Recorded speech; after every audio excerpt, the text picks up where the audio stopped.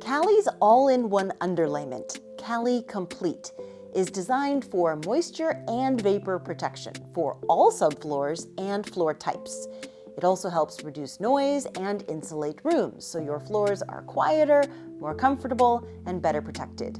And the best part is, it is also super easy to install. Here's how to do it. Before laying down CALI Complete underlayment, make sure the surface of your subfloor is clean, even, and clear of debris.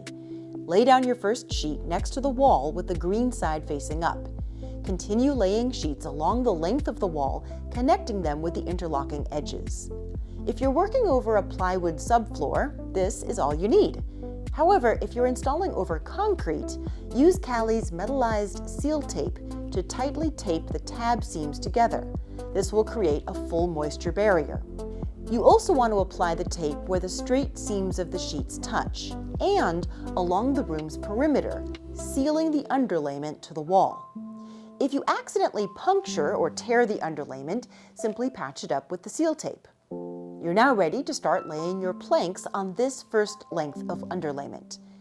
It's best practice to kneel on a board while you're working to disperse your weight. Once it's covered, lay down another row of sheets and continue with your installation. CALI, simply authentic.